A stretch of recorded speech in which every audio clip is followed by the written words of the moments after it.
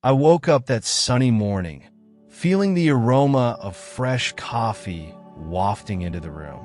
I looked around and saw the walls of my home adorned with photographs that told the story of my life. Each image brought forth cherished memories, but one in particular caught my attention: the photograph of my late husband, next to a shiny sports car. He always dreamed of having a luxurious car, but life took us down different paths. A wave of determination coursed through my body. It was time to fulfill that dream, but now for myself. I got out of bed and dressed in my best clothes. I chose a blue blouse that accentuated my eyes and a skirt that swayed gently around me. I looked in the mirror and smiled.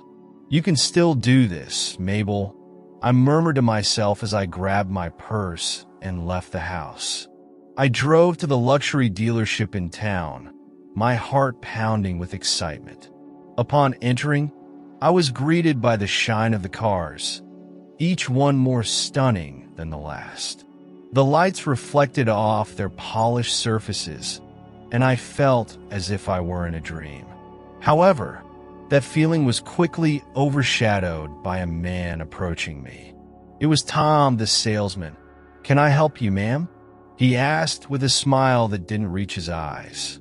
"Yes, I'm interested in buying a car," I replied, trying to hide the insecurity in my voice. He looked at me, assessing me as if I were an antique piece. "I'm sorry, but this isn't a place for people like you," he said, laughing scornfully. "I think you're lost." Those words cut like a knife. I felt the humiliation burning on my face as I left the store. People were looking at me, but what I felt wasn't sadness.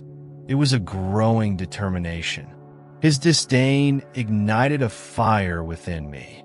I wouldn't allow anyone to define me or stop me from pursuing my dream. With new focus, I decided I would return to that dealership, but not as the vulnerable woman he thought I was. I was ready to prove my worth and show that even at 80 years old, I still had much to offer the world. I sat at a corner table in the nearby cafe, the aroma of fresh coffee and warm pastries enveloping the atmosphere. I looked out the window, watching the hustle and bustle of the city, when a young woman approached my space. "May I sit here?"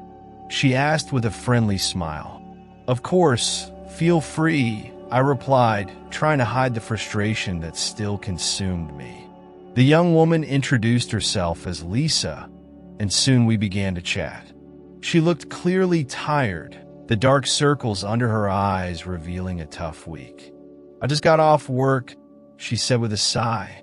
"I'm thinking about starting my own business, but I don't know if I can do it." "Oh, starting a business is a big dream," I commented, remembering how I once dreamed of owning a car like the ones I saw at the dealership. "What would you like to do?" "I want to open a sustainable clothing store," Lisa replied, her eyes shining with the passion of the idea. "But I'm afraid of failing. Sometimes I think I'm not good enough." "Don't think that way," I encouraged her. "Life is full of challenges, and each one is an opportunity for growth. Sometimes we just need the courage to move forward." Her expression changed, as if something clicked. "Do you really believe that?" she asked, leaning in closer. "Absolutely," I said, feeling determination rising within me. Today, for example, I went to the dealership to buy a luxury car. But instead of being treated with respect, I was thrown out. And instead of giving up, I realized I can't let other people's opinions stop me from achieving my dreams. Lisa smiled, looking inspired. "You're incredible, Mabel. We should team up and fight for our dreams. Let's do this." "Yes, let's," I said, already feeling stronger. The conversation flowed, and the idea of returning to the dealership, but now with a plan, began to take shape in my mind. I would grab a notebook and jot down everything about the cars I wanted, the prices, the specifications. I was determined to prepare for my next visit. As I said goodbye to Lisa, I felt a new energy pulsing within me. She, a young woman full of dreams, and I, a woman who was not willing to let prejudice bring me down. The future still held surprises, and I was ready to face them.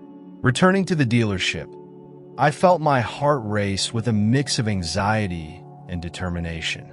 A new Mabel was stepping in, no longer an elderly and vulnerable woman, but someone with a goal who was ready to confront it. The environment, once dazzling, now felt like a battlefield. When I spotted Tom, my stomach churned. He was chatting with another salesperson, but as soon as he saw me, his expression turned into a mix of disdain and surprise. "Look who decided to come back," he said with a sarcastic smile. "Did you think better of it and decide to leave again?" "Actually, Tom, I didn't come here to back away. I'm interested in learning more about the cars you have," I replied with a firmness I barely recognized in my own voice. He hesitated, as if weighing whether to ignore me or continue belittling me. I decided not to pay attention to his contempt. With a confident gesture, I approached one of the models that had caught my eye the most. "This one here," I said, pointing to a luxurious sedan, "seems like a good option. Could you tell me about its performance and features?" Tom raised an eyebrow, clearly surprised by my attitude. He started listing the specifications, but his tone was condescending. "Well, Mabel, this car isn't exactly for your profile. It's more for people who actually understand cars." "Understand cars?" I paused, looking directly into his eyes. "I can understand very well. And, by the way, I am aware that I have the financial means to purchase this car. My son is a lawyer, and if necessary, I can bring him here to discuss the terms of the purchase." Tom's expression changed instantly. Surprise gave way to nervousness.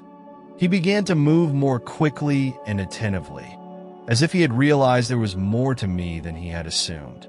Of course, Mabel. Let's talk about what you need. I can show you other models that might interest you." "Very well, Tom. I'm here to see what you have to offer. Let's go." The conversation flowed, but I couldn't help but notice the nervous glint in his eyes. It was a small triumph, but a triumph nonetheless. I was not just an elderly woman. I was Mabel Johnson, and I was determined to achieve my dream. As I drove the stunning sports car, a wave of adrenaline coursed through my body. The engine roared like a lion, and I felt young again, free and full of life. The city streets unfolded before me like a red carpet, and the sensation of wind in my hair was like an instant rejuvenation. "This is amazing," I exclaimed, smiling at the salesman beside me, Tom, who, despite his earlier attitude, seemed a bit impressed. "You really know how to drive, don't you?" he asked, trying to hide the surprise in his voice. "I've driven many cars in my life, Tom," I replied with a mischievous smile. "It's just a matter of confidence." The ride unfolded amidst laughter and memories as I recalled the moments when my late husband and I would cruise in our own sports car. The smell of leather, the speed, and the feeling of freedom were all I desired at that moment. However, as we returned to the dealership, reality hit me like a punch. Tom's smile faded as soon as we stepped into the parking lot. "Here we are back. What did you think?" he asked, but distrust was written all over his face. "I loved it," I responded, trying to maintain my enthusiasm. "But I still have a few doubts." "Doubts?" He raised an eyebrow. "The car is an exceptional model. Do you really believe you can afford it?" Frustration took over me. It was as if he still saw me as an inferior customer. The urge to prove my worth returned with full force. "I can't let him treat me like this," I thought. As soon as I left the dealership, I decided I needed to know more about the reputation of that store. That night, I went to a community event. The hall was filled with familiar faces, and soon I joined a few friends. They were talking about their experiences, and to my surprise, several also had stories of disrespect regarding purchases. "Mabel, you won't believe it, but I heard rumors about that dealership," commented one of them, Charlotte, while looking around. "They say they have a history of discrimination." A chill settled in my stomach. How was it possible that I was the only one who didn't know this? What else were they hiding? I need to investigate this, I declared, determined. I can't let this go unaddressed. Charlotte nodded, and so, with a plan forming in my mind, I began to devise my next move. It was time to use this information to my advantage. Sitting at a round table in the center of the community room, surrounded by women who carried stories similar to mine, I felt stronger than ever. There was something powerful about us being united, and the energy in the air was palpable. I looked around and saw determined expressions. "We are not just elderly women, we are warriors," one of them, Clara, said while adjusting her glasses. "And what happened to us at the dealership is unacceptable. We need to take action," I responded, feeling a warmth spread through my body. "We can't let Tom think he can treat us this way.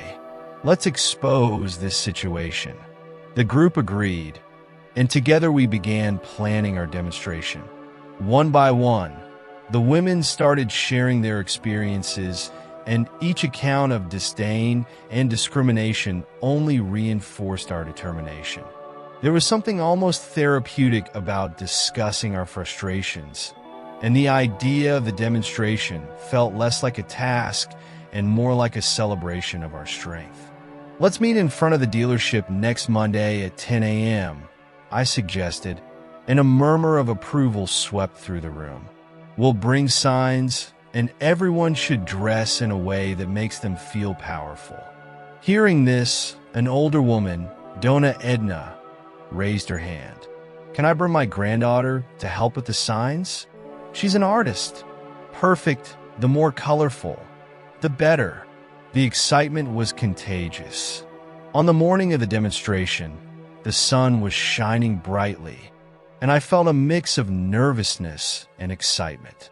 With a sign that said "Respect for all ages," I positioned myself in front of the group. The women were organized, and the media was already starting to arrive. Adrenaline was coursing through my veins as we saw the reporters approaching.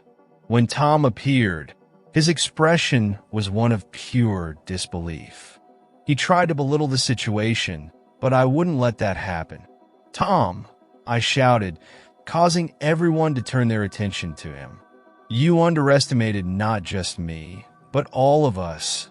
This place is not your personal kingdom to treat anyone well or poorly as you please." The pressure mounted, and I could see Tom's nervousness growing with every word. He tried to downplay the situation, but there was no escaping the truth we were exposing. At that moment, we were not just a group of women. We were an unstoppable force. The protest had drawn a crowd, and I was at the center of it all, heart racing but steady. When the press approached, I felt a chill in my stomach, but I couldn't back down now. I looked at the reporters, all with cameras pointed at me, and took a deep breath. "Good morning, everyone," I began, my voice echoing through the murmurs of the crowd. "Today we are here to fight against discrimination and the illegal practices of a dealership that claims to be reputable, but in reality, ignores the dignity of people like us." As I spoke, I saw Tom, the arrogant salesman, approaching, his face pale and tense. He tried to appear calm, but the unease in his eyes was unmistakable.